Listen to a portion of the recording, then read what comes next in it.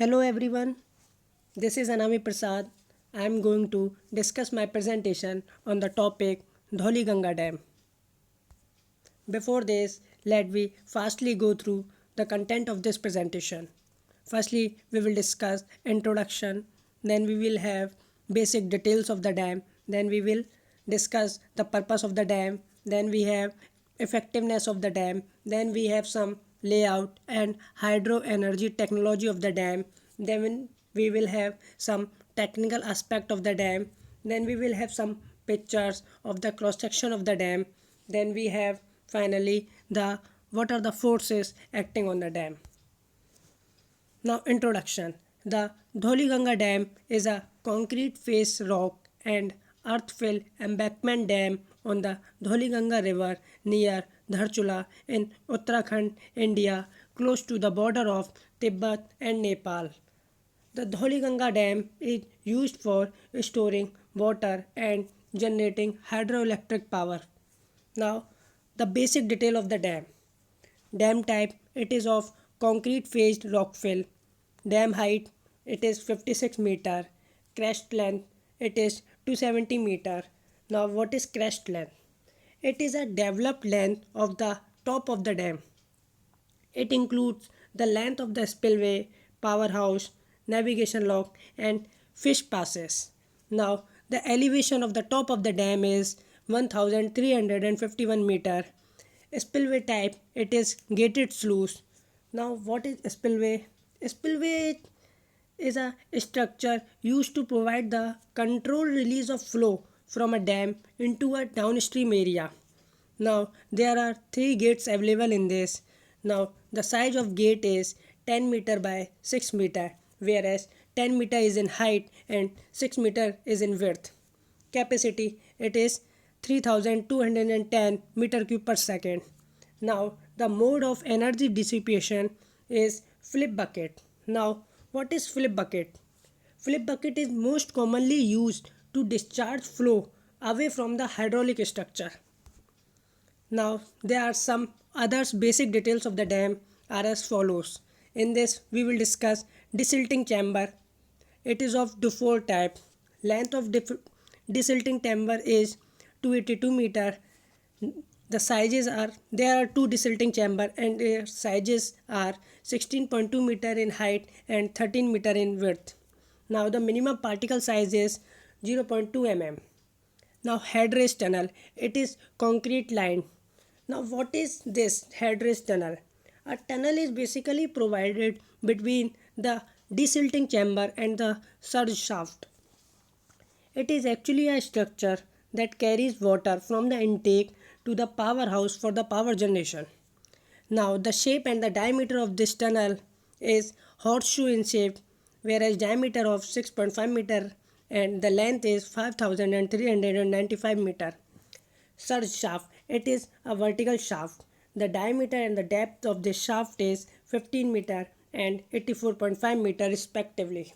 Now what is surge shaft? Surge shaft is a structure provided at the end of a headrace tunnel to account for water hammering effect in a pipe at its downstream. It is basically a prevention for the water hammering effect.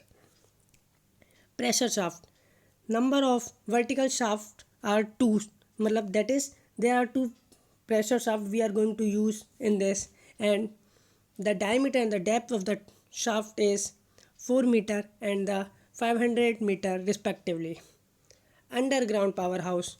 There are basically four powerhouse of capacity 70 megawatt each. Hence the total capacity of this is 280 megawatt.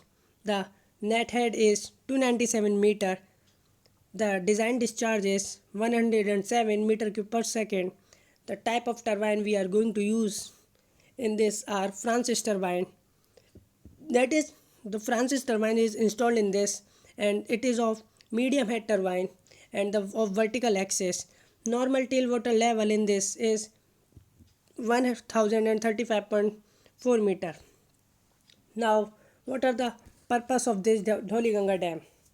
The this project actually basically for to cope up with the growing power and energy demand in the northern region of India by the construction of hydroelectric power plant.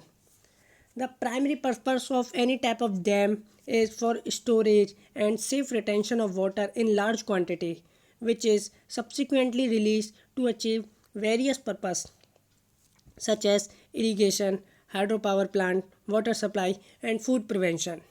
It also helps in inland navigation. Its objectives were highly relevant to India's development plan and development need as well as to Japan ODA's policy. Therefore, it is highly relevant.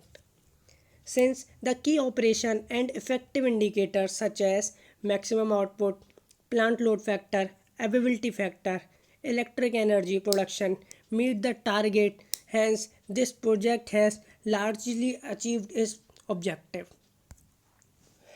Now we have effectiveness of the Dhauliganga Dam. How it is effective, let's we discuss this. As we know, there are some positive and negative effect of each and every hydraulic structure.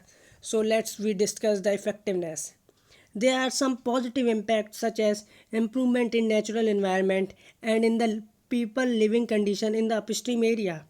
Although there were some changes in the design such as dam type, the project output were realized mostly as planned.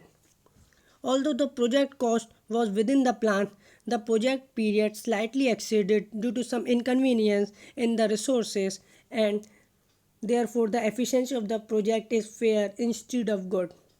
This project organizational, technical and financial sustainability is high, and the project is well operated and the facility well maintained. Hence, the project is evaluated to be highly satisfactory. The key operation and the effective indicators such as maximum output, plant load factor, availability factor, electric energy production meet the target. Hence, the project are largely achieve its objective as this also discussed earlier. Thus, the effectiveness of this dam is very high. Now we have a layout and hydrotechnology of the dam. Now here this is show the layout of the dam, and this show the left picture shows the layout of the dam and the right picture shows the hydro energy technology. What is hydro energy technology? It is simply how the potential energy of stored water in an elevated reservoir is converted into the kinetic energy of the running water. Then kinetic energy of this water is converted into the mechanical energy for rotating a turbine, and finally the mechanical energy converted into the electrical energy in a generator. Now we have technical aspect of the dam, that is here a picture shows of the cross section of an spillway. As I discussed earlier, what is spillway? It is a structure used to provide to control the release of flow from the dam into a downstream area. Now this is the cross section of the dam. As I have said earlier that it is a concrete faced rock filled dam. So this shows the cross section of the dam. Now we have what are the forces acting on a dam. A dam is basically designed to resist different types of forces, in which some of the forces are water pressure, uplift pressure, self weight, silt pressure, earthquake pressure, wave pressure and the ice pressure. Now we will discuss one by one. What is water pressure? The water pressure on the dam is computed by the equation P1 is equal to WH square by 2. It is actually the pressure of water that acts perpendicular on the upstream of the dam, and it can be easily calculated by this equation. Now we have an uplift pressure. Now what is uplift pressure? As we know, when the water is stored on the upstream side of the dam, there exists a head of water which is equal to the height up to which water is stored. This also we can easily calculate it by the equation. And the third one is earthquake force or earthquake pressure. Dynamic load created due to earthquake must consider in the design of all major dams located in high risk seismic region and for dams situated in close proximity to potential active geological fault complexes. Now we have an equation for the horizontal and the vertical force. These are W into alpha V and W into alpha H, where alpha V and alpha H are the horizontal and vertical seismic coefficient, where W is the weight of the dam. Now we have the self weight of the dam. As we know, we are going to trying in this that all the forces are resisted by its self weight, which we can easily find out by self weight is density multiplied by volume. Now we have a silt pressure.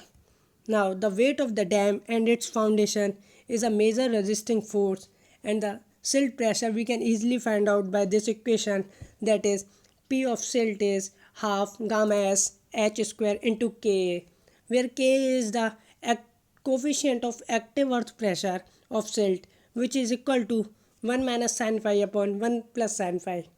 Phi is the angle of internal flexion, gamma s is the submerged unit weight of silt material, and h is the height of silt deposited. Then we have a wave pressure. Waves are generated on the surface of the reservoir by blowing winds which exert a pressure on the upper part of dam above the water level.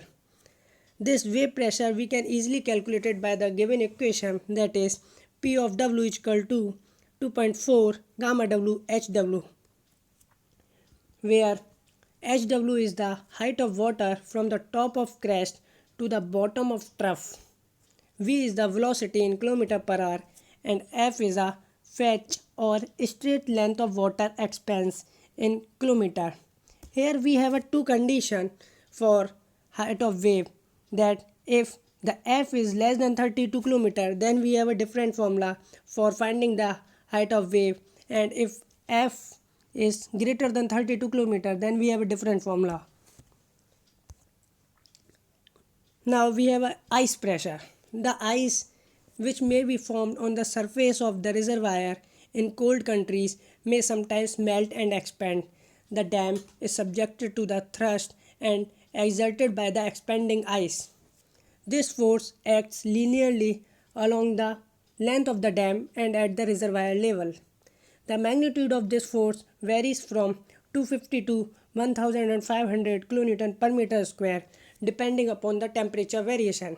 If the temperature is low, then the value of this force is high. If the temperature is high, then the value of this force is low. On an average, we are going to take in 500 kN per meter square as an under ordinary circumstances.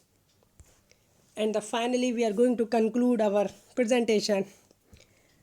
As I stated earlier, that this project was implemented to cope up with the growing power and energy demand in the northern region of India by construction of a hydroelectric power plant. As the adverse effect on natural and social environment remained at a minimum thanks to various action implemented by executing agency. There were positive impacts such as improvement in the natural environment and in people living condition in the upstream area. Although the project cost was within the plan and the project period slightly exceeded it, and therefore the efficiency of the project is fair, and this project organizationally, technical and financial sustainability is high, and the project is well operated and facility well maintained. In the light of the above, the project is evaluated to be highly satisfactory. Thank you for paying attention as well as for your patience.